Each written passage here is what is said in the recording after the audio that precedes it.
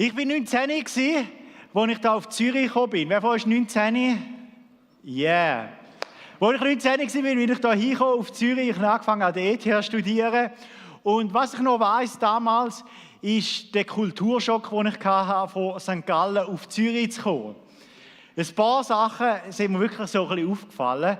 Das eine hat mit der Schule zu tun gehabt. Ich bin in der Mittelschule, ich musste nie viel lernen und bin immer gut durchgekommen. Das war so meine Strategie, so 20% Aufwand, 80% Ertrag. Und es hat immer bestens funktioniert.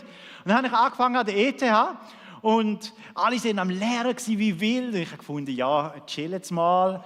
Und ich habe recht so einen sanften Einstieg gewählt, bis zu meiner ersten kleinen Zwischenprüfung. Und dort habe ich die beste Note von meinem Leben geschrieben, das 1,9.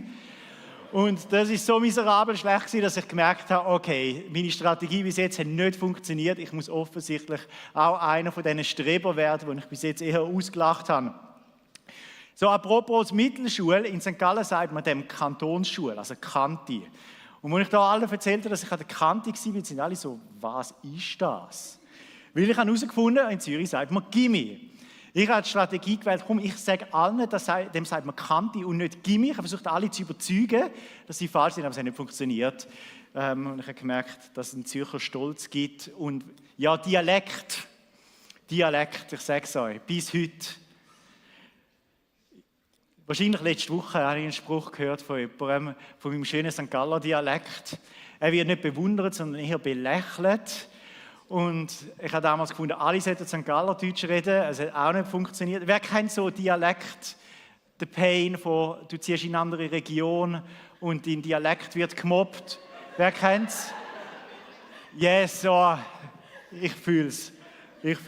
Hey, und ganz ehrlich, ich habe gemerkt, auch in Zürich gelten ein bisschen andere Regeln. Man redet ein bisschen anders, muss sich ein bisschen anders verhalten, damit man ankommt. Aber es ist etwas, ich bin überzeugt, die meisten von uns kennen das aus einem ein oder anderen Setting. Vielleicht hast du eine neue Arbeitsstelle angefangen und du hast einen neuen Chef und jetzt ist alles ein bisschen anders. Er will andere Sachen, plötzlich sind andere Sachen nicht mehr so wichtig. Und du merkst, ich bin wie in einem neuen Ökosystem und ich muss mich da irgendwie zurechtfinden. Und zum Ankommen muss ich mich anders verhalten wie bis jetzt. Oder du bist wie ich in eine andere Region gezogen in der Schweiz und plötzlich ist alles anders. Der Migros ist nicht mehr am gleichen Ort, vielleicht hat es gar keinen und du musst ihn voll posten, wenn du irgendwo in einem Kaff gelandet bist oder so. Ich weiß es nicht. Aber plötzlich ist alles an und es tut dir wirklich vorgeben, ein Stück weit, wie du dich im Leben musst verhalten und wie auch nicht. Und wenn wir heute miteinander so in das Leben von einer Person eintauchen, die gerade zweimal in seinem Leben so einen krassen Wandel durchlebt hat und sich auch anpassen musste. Und das war der Mose. Der Mose war eine wichtige Figur im Alten Testament, das ist im ersten Teil der Bibel drin. Und er ist so durch göttliche Fügung ist er aufgewachsen in Ägypten am Hof vom Pharao. Also damals so die HSG von der damaligen Zeit, beste Ausbildung als zukünftiger Diplomat oder so. Und ist dort aufgewachsen. Und dann ist etwas passiert, was sein Leben auf den Kopf gestellt hat. Er hat einen Mord begangen, der aufgeflogen ist. Und er ist gesucht worden wegen dem, musste flüchten und hat seinen Traumjob angenommen, Schafhirt. Ich kann mir vorstellen, das war nicht gerade so, wie er sich in Zukunft vorgestellt hat. Und er war plötzlich in einem völlig neuen Umfeld und hat sich dort zurechtfinden. Statt Kaviar war er wahrscheinlich einfach froh gewesen, wenn es etwas zu essen gegeben hat. Und sein ganzes Brain hat wahrscheinlich auch nicht so brauchen dort draussen. Und er war völlig an einem neuen Ort gewesen. Und er war recht lange dort draussen gewesen. Und dann hat er eine Begegnung gehabt, die nochmals sein Leben auf eine völlig andere, neue Art verändert hat. Und von dieser außergewöhnlichen Begegnung, die er hatte, die möchte ich gerne mit euch lesen. Die steht in der Bibel, im 2. Mose 3. Also wenn du die Bibel dabei hast und ein bisschen mitlesen willst, da werden wir sie in dem Text, den ganzen Morgen heute, 2. Mose 3, die ganzen Vers 1 bis 17. Mose hütete damals die Schafe und Ziegen seines Schwiegervaters Jitro, des Priesters von Midian. Eines Tages trieb er die Herde von der Steppe hinauf in die Berge und kam zum Horeb, dem Berg Gottes. Dort erschien ihm der Engel des Herrn in einer Flamme, die aus einem Dornbusch schlug. Als Mose genauer hinsah, bemerkte er, dass der Busch zwar in Flammen stand, aber nicht niederbrannte. Merkwürdig, dachte Mose, warum verbrennt der Busch nicht? Das muss ich mir aus der Nähe ansehen. Der Herr sah, dass Mose sich dem Feuer näherte, um es genauer zu betrachten. Da rief er ihm aus dem Busch zu, Mose, Mose. Ja, Herr, antwortete er, komm nicht näher, befahl Gott. Zieh deine Schuhe aus, denn du stehst auf heiligem Boden. Ich bin der Gott, den dein Vater verehrt hat, der Gott Abrahams, Isaaks und Jakobs. Mose verhüllte sein Gesicht, denn er hatte Angst davor, Gott anzuschauen. Der Herr sagte, ich habe gesehen, wie schlecht es meinem Volk in Ägypten geht. Und ich habe auch gehört, wie sie über ihre Unterdrückung klagen. Ich weiß genau, was sie dort erleiden müssen. Nun bin ich herabgekommen, um sie aus der Gewalt der Ägypter zu retten. Ich will sie aus diesem Land herausführen, in ein gutes, großes Land bringen, in dem es selbst Milch und Honig im Überfluss gibt. Jetzt leben dort noch die Kanaaniter, Hethiter, Amoriter, Perisiter, Hiviter und Jebusiter. Ja, ich habe die Hilfeschreie der Israeliten gehört. Ich habe gesehen, wie die Ägypter sie quälen. Darum geh nach Ägypten, Mose. Ich sende dich zum Pharao, denn du sollst mein Volk Israel aus Ägypten herausführen. Aber Mose erwiderte, ich soll zum Pharao gehen und die Israeliten aus Ägypten herausführen. Wer bin ich schon? Mose antwortete, ich stehe dir bei und gebe dir ein Zeichen, an dem du erkennst, dass ich dich gesandt habe. Wenn du mein Volk aus Ägypten herausgeführt hast, werdet ihr mich an diesem Berg hier anbeten und mir dienen. Mose entgegnete, wenn ich zu den Israeliten komme und ihnen sage, dass der Gott ihrer Vorfahren mich zu ihnen gesandt hat, werden sie mich nach seinem Namen fragen. Was sage ich dann? Gott antwortete, ich bin, der ich bin. Darum sagt den Israelitern, ich bin, hat mich zu euch gesandt.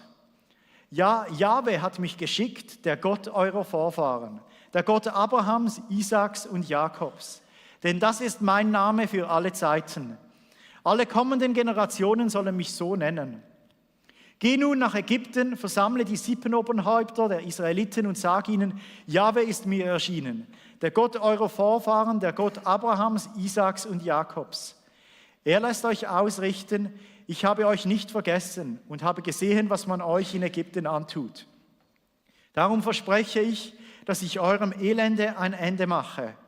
Ich werde euch aus Ägypten herausführen und in das Land der Kanaaniter, Hethiter, Amoriter, Perisiter, Hiviter und Jebusiter bringen. Ein Land, in dem es selbst Milch und Honig im Überfluss gibt. Wer ist immer noch dabei? Ein paar von euch, ich vermute, haben ein bisschen abgehängt zwischendrin. Und darum lassen wir uns noch mal so ein bisschen durchgehen, was ist da eigentlich passiert. Also, Mose ist am Arbeiten mit seinen Schäfchen irgendwo draußen und ein Busch fängt an zu brennen. Das ist an sich nichts Spezielles, so in der Wüste raus, das passiert immer wieder. Was aber speziell ist, ist, dass der Busch nicht verbrennt.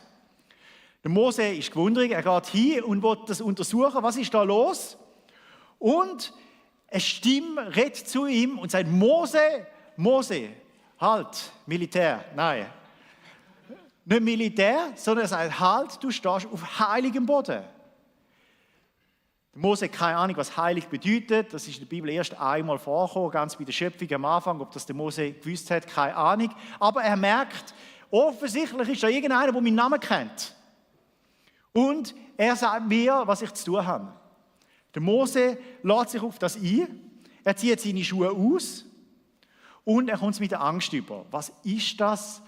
Wer ist das, der zu mir redet? Er verhüllt sein Gesicht, er hat Angst hinzuschauen. Ich verstehe das total, hätte ich auch gehabt. Ich meine, es ist schon ein bisschen creepy, oder? Es ist ein bisschen komisch. Ich weiß nicht, wie die Stimme war. Ich meine, vielleicht war sie voll freundlich. Vielleicht war es auch so, Mose, Mose, ich weiß es nicht. Aber auf jeden Fall, irgendjemand, den er nicht kennt hat, der dort war, in diesem Busch hinein, redet zu ihm. Wo er aber Grenzen respektiert, wo die Person ihm vorgibt, wenn er sich auf das einlässt, hat der Mose, kommt er einen Auftrag über. Der Auftrag hat es in sich, weil es führt ihn zurück nach Ägypten und dort ist er ja gesucht als Mörder. Ein absoluter Albtraum. Das ist so das, was der Mose nie hat hören wollte.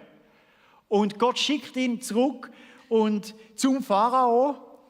Und der Mose weiss, ich werde sterben wahrscheinlich, aber er kommt den Auftrag von ihm über. Und was dann passiert, auf die Frage, wo er sagt, ja, wer bin ich schon, wie soll ich da irgendwie, was habe ich schon zu sagen, gibt ihm Gott einen Einblick in sein Wesen. Gott zeigt Mose, wer das er ist, auf eine unglaublich tiefe Art, wo sein Leben prägt und verändert hat und auch das Volk Israel und bis er uns heute einen riesen Einfluss hat in das, wie wir über Gott denken. Gott gibt sich selber einen Namen. Bis dorthin ist Gott einfach Gott gewesen, und Gott selber gibt sich einen Namen und stellt sich so einem Mose vor. Das werden wir miteinander ein bisschen anschauen. Der Name, der heißt auf Hebräisch Jahwe. Das sieht so aus auf Hebräisch. Man liest Hebräisch von rechts nach links. Also der erste Buchstabe ist ganz rechts. Und dann, auch wenn du nicht Hebräisch kannst, siehst du, der zweite Buchstabe ist der gleiche wie der letzte. Das ist ein H. Und es sind nur Vokale im Hebräischen. Im Althebräischen ist es nur Vokal, also J-H-W-H. Man spricht das wahrscheinlich Jahwe aus. Oder hat das damals so ausgesprochen? Das ist der Name, wo Gott sich vorstellt. Er sagt, ich bin Jahwe. Hello. Nicht ganz so, sondern das schauen wir noch miteinander an, wie er das genau gemacht hat. Und wenn du jetzt denkst, ich habe das noch nie gehört, wo steht das in der Bibel?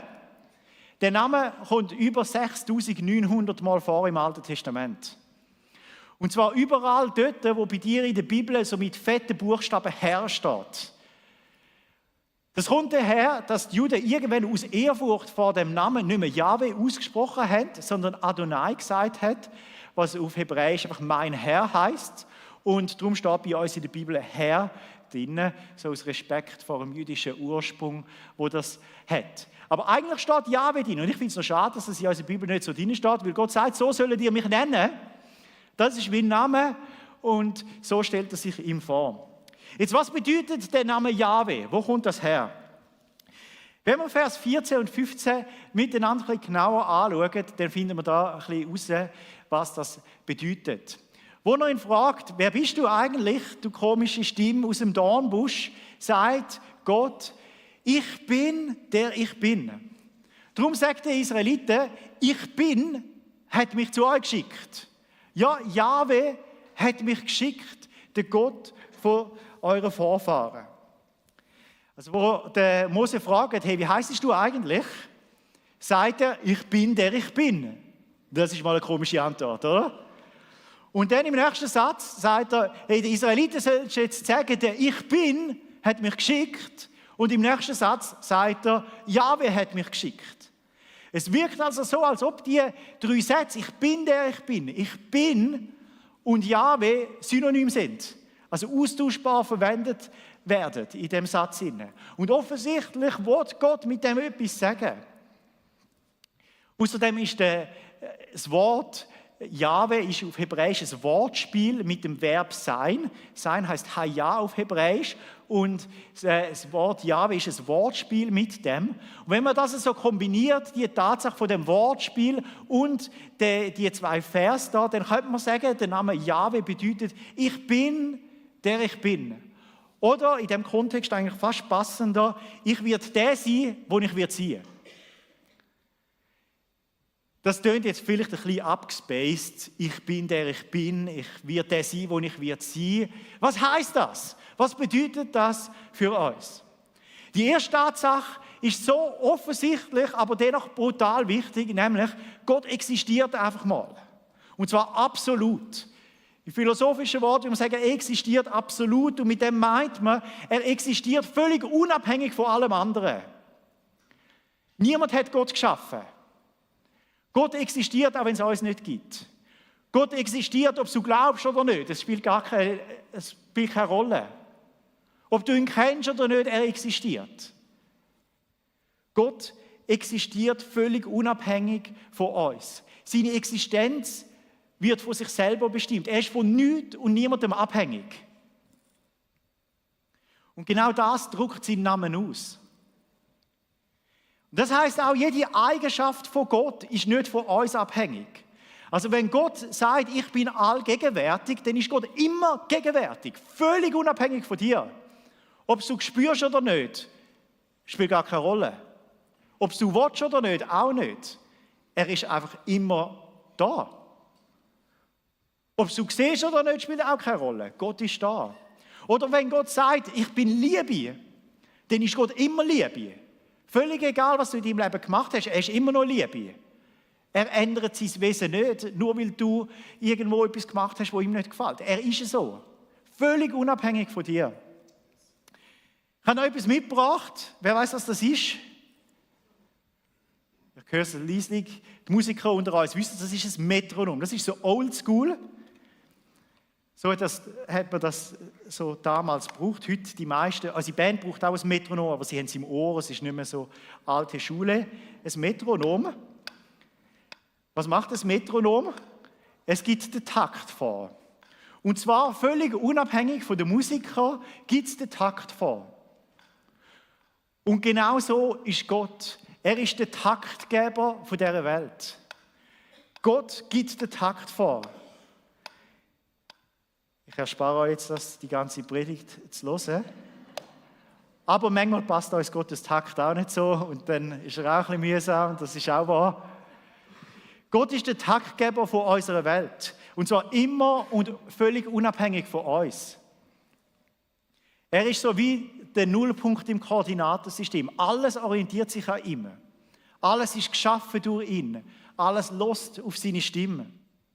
Auch ohne die ganze Schöpfung, ohne alles, was wir kennen, wäre Gott absolut zufrieden in sich selber. Er wäre immer noch da. Er wäre immer noch allmächtig. Er wäre immer noch totale Liebe. Gott ist nicht abhängig von uns. Und er ist auch qualitativ ganz anders wie wir. Manchmal meinen wir so, ja, wenn ich so ein Kerzchen bin, dann ist Gott wie die Sonne. Das ist aber völlig falsch, weil Gott ist nicht wie wir. Er ist der Schöpfer und wir sind Geschöpfe. Wir sind nicht auf Augenhöhe. Er ist ganz eine andere Liga wie wir. Und wo der Mose ihm begegnet, da checkt er das. Und er merkt, du stehst auf heiligem Boden, Mose. Du bist in einem anderen Ökosystem. Du bist an einem Ort, in einem Revier, wo du dich anpassen musst. Und ganz ehrlich, in unserer heutigen Zeit meinen wir manchmal, wir können Gott so in eine Box hineindrücken. Wir meinen manchmal, Gott muss so sein, wie wir wollen, dass er ist. Wenn du jetzt Musiker wärst in einem Orchester und das Metronom spielt, du kannst schon so tun, als ob es das Metronom nicht gibt und einfach diese Dinge irgendwie spielen. Aber es wird nicht besser, weder für dich noch für alle anderen. Es tönt nicht schön. Und schau, so sind wir Menschen auch wie ein Instrument in dem Orchester von dieser Welt, das Gott gemacht hat. Und wir können den Takt, den Gott dieser Welt gibt, wir können es ihm anpassen und es wird schön rauskommen, es wird passen. Wir können es auch ignorieren und so tun, als ob es nicht gibt, aber es wird nicht besser werden. Und viele Menschen heute, ich erlebe es so, meinen, Gott muss sich so ein bisschen ihrem Leben anpassen. Meistens braucht man nicht, dann hast du eine riesige Not und Gott, ja, jetzt muss man helfen, jetzt brauche ich deine Hilfe. Oder du denkst, ja, jetzt muss ich wieder mal ein schönes, warmes Gefühl haben im Worship, Gott. Das wäre doch etwas, so ein Eintüpfchen auf die Woche. Als ob wir Gott fragen können, was er machen muss. Wir haben irgendetwas falsch verstanden, wenn wir so über Gott denken. Er ist der Taktgeber vom Universum. Und wenn, dann haben wir uns anzupassen, aber sicher nicht er sich uns. In der Bibel kommt hunderte Mal der Satz vor, so spricht der Herr. Oder so spricht Jahwe. Und wenn so ein Satz kommt, dann ist es wie so eine, jetzt gebe ich den Takt vor. Und unsere Aufgabe ist dann nicht zu sagen, ja, also ich sehe das ein bisschen anders oder ich würde das eher ein bisschen so machen oder Gott, wir können es ja auch so sehen, oder? Sondern nein, der Taktgeber von der Welt, er gibt den Takt vor und unsere Aufgabe ist zu hören und uns dem anzupassen. Darum, wenn es um ganz praktische Sachen in unserem Leben geht, wenn es bei dir vielleicht um Erziehung der Kinder geht, wenn es im Umgang ums Geld geht, wenn es darum geht, wem vertraue ich, wenn es um meine Zukunft geht, los auf den Takt, wo Gott vorgibt. Pass dich ihm an. Los auf seine Stimme und dein Leben wird schön aussehen und reinpassen. Wenn du wie der Mose jetzt denkst, okay, ich habe es gecheckt, du bist in einer anderen Liga wie ich. Wer bin ich jetzt schon, dass du mich brauchen willst, um zu den Ägyptern zu gehen? Wieso sollen sie auf mich hören? Ich meine, ich, kleiner, unbedeutender Mensch, würde ich sagen, die Reaktion ist sehr gesund. Und sie zeigt etwas von einer Demut Gott gegenüber, die uns gut tut. Wir nehmen uns manchmal viel zu wichtig. Und Mose hat das gesagt, wer bin ich schon? Wer bin ich schon, dass die Ägypter auf mich hören sollen? Und was crazy ist die Antwort von Gott auf die Frage, wer bin ich schon, ist nicht, dass er ihm sagt, ich gebe dir jetzt so einen Kurs im Selbstbewusstsein aufbauen, wie du kannst irgendwo an dich selber glauben, wie du kannst überzeugt sein von dir selber. Nein, gar nicht. Sondern Gott stellt sich ihm vor und sagt, ich bin mit dir. Es ist gar nicht so fest von dir abhängig, sondern ich bin mit dir. Ich, der allmächtige Gott. Und was er ihm sagt im Vers 7, finde ich so bewegend. Gott sagt, ich habe gesehen, wie schlecht es meinem Volk geht. Ich habe gehört, wie sie klagen und ich weiß genau, was sie leiden müssen. Gott sagt, ich sehe es. Ich weiß auch, wie es dir geht. Ich habe dein Leiden, ich spüre es. Ich höre deine Klagen. Ich sehe es. Mit anderen Worten, Gott interessiert sich wirklich für uns und er will, dass wir ihn kennenlernen, weil er weiß, der, den wir brauchen in dieser Welt, es ist ihn ganz persönlich zu kennen. Gott hat den tiefsten Wunsch, dass du ihn kennen kannst. Der Gott, der alles geschaffen hat, der alles dreht durch sein Wort, der den Takt von dieser Welt vorgibt, er möchte, dass du ihn ganz persönlich kennenlernen kannst. Dass du weißt, wer er ist, dass du ihn beim Namen kennst und dass du seine Stimme hören kannst. Wenn du jetzt denkst, oh, das wollte ich auch, ich wollte den Gott kennenlernen, aber ich habe jetzt noch nie einen nicht verbrennenden Dornbusch bei mir daheim gehabt, wo mir sagt, Joel, Joel. Wenn du das noch nie erlebt hast, wo finde ich jetzt den Gott? Ich sehe ihn nicht. Wie kann ich ihm begegnen? Überlegen wir uns mal, wer von euch ist Lionel Messi-Fan, Fußballfan? Niemand, ein paar Fußballer, yeah. Er ist schon ein guter Fußballer. Langsam sinkend, aber gut, oder? Jetzt sagen wir, ich würde unbedingt ihn kennenlernen. Was wäre die beste Strategie? Wenn ich jetzt einfach daheim auf dem Sofa hocke, in der Hoffnung, dass er mal zu mir kommt, schlechte Chance. Also ich würde wahrscheinlich mal probieren, jemanden kennenzulernen, der ihn vielleicht kennt. Ich weiß nicht, ob der Amos so irgendwelche Argentinien-Connections hat bei uns, der Pastor von den Internationals, oder der Desmond, der kennt die halbe Welt. Vielleicht gibt es dort irgendeine Connection. Und ich will versuchen, jemanden kennenzulernen, der ihn kennt, der mich ihm vorstellen kann. Der mich irgendwie dort hinbringen würde, wo er ist. Und dann wäre es meine Aufgabe, zu sagen, hallo, ich bin der Joel, hoi. Ich weiß auch nicht, ob er interessiert wäre. Der grosse Unterschied, der Messi ist wahrscheinlich nicht an mir interessiert. Aber Gott schon. Auf was ich aber raus will, ist, wir müssen ihn dort suchen, wo er ist. Und Gott lässt sich in einer bestimmten Person zu finden. Und das ist bei Jesus. Jesus Christus, er ist der Sohn Gottes, er ist Jahwe, der Mensch geworden ist.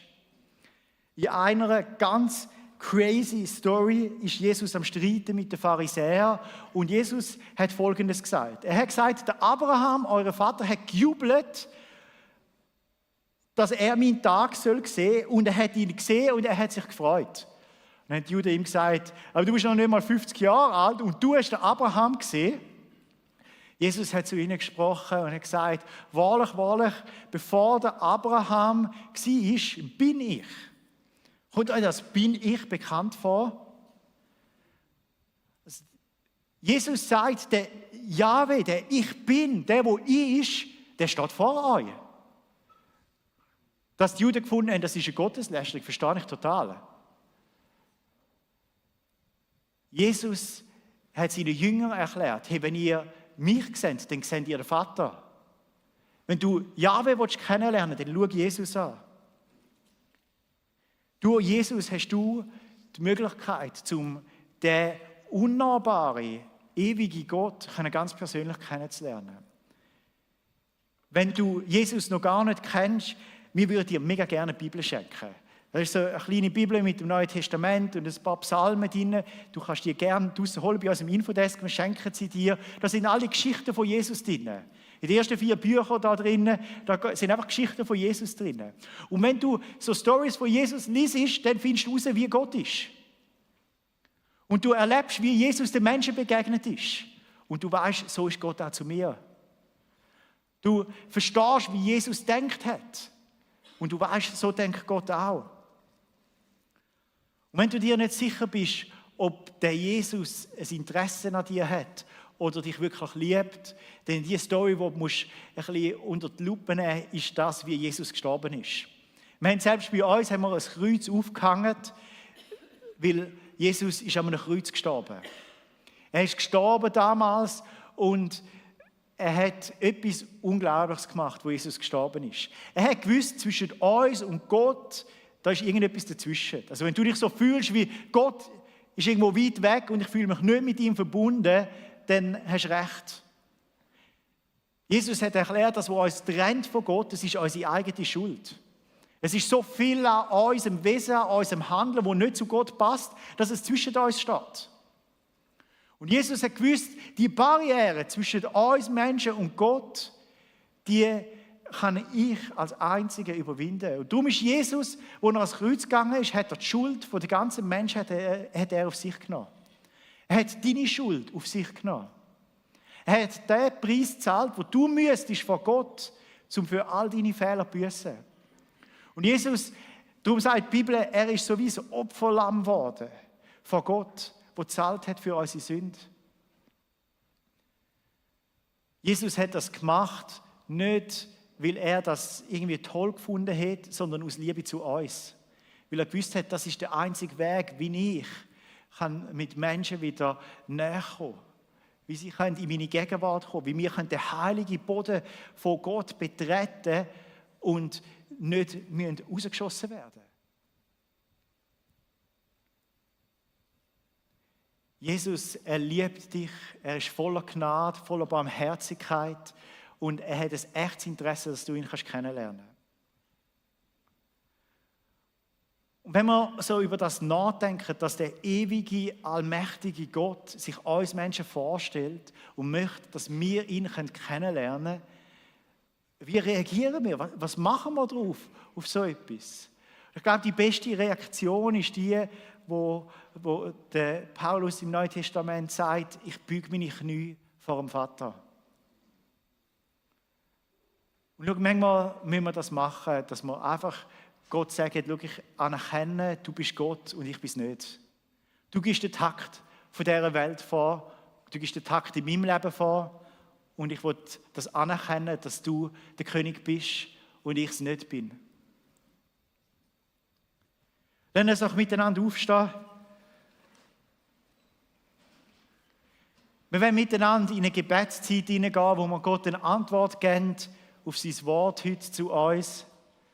Und vielleicht musst du das so ganz wörtlich nehmen und einfach mal Gott sagen, schau, ich beuge mich vor dir. Ich will dir auch sagen, du bist Gott und ich will meine Knie beugen vor dir. Ich will anerkennen, dass du der Herr bist, du bist Jahwe, du bist allmächtig und ich will mich beugen vor dir. Vielleicht bist du auch da und du merkst, hey, ich habe so etwas in meinem Leben, da habe ich nicht auf den Takt von Gott gehört. Ich habe die Sachen nicht so gemacht, wie er gesagt hat. Du kannst dich heute entscheiden, um zu sagen, ich will mich ihm anpassen. Ich will auf sein Wort hören. Ich möchte es so machen, wie er das will.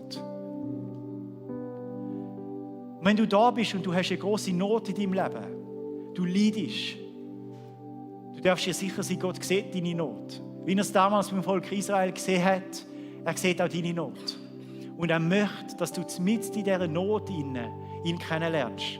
Als ein Gott, der da ist, der dich versorgt, der für dich ist, der einen Plan mit dir hat. Und während der Gebetszeit, die wir haben, du hast auch eine Gelegenheit, um mit Leitern von unserer Kirche zu beten. Sie werden während dem nächsten Lied sie beim Kreuz sein und im kleinen Saal vor der Leinwand. wir würden auch gerne mit dir beten. Manchmal hilft uns das Gebet einfach, dass wir selber realisieren, dass Gott alles im Griff hat. Es hilft uns zu verstehen und zu glauben, dass er uns wirklich sieht. Dass er wie ein Vater genau weiß, was wir brauchen. Wir würden es mega gerne mit dir machen, egal ob es eine Not ist in deinem Leben oder du einfach etwas möchtest teilen, du darfst gerne mit jemandem beten. Und wenn du am Platz bist, gib Gott eine Antwort auf sein Reden zu dir. Du darfst auch an deinem Platz auf die Knie gehen. Es ist eine Zeit, wo es um dich und Gott geht. Es ist eigentlich völlig irrelevant, was die neben dir machen. Gib ihm eine Antwort auf sein Reden während dem nächsten Lied. Wir danken dir, Herr, dass du da bist, durch deinen Geist. Du, der allmächtige Gott, du willst, dass wir dich kennen. Jeder von uns, mitten in unserem Leben, dort, wo wir stehen. Du willst, dass wir dich beim Namen kennen. Wir danken dir für dein Wort heute zu uns. Danke, dass du zu uns geredet hast. Und schenke uns den Mut, um so auf dein Wort zu reagieren, wie es dir gefällt. Nicht so, wie wir wollen, sondern so, wie du willst, soll es passieren. Amen.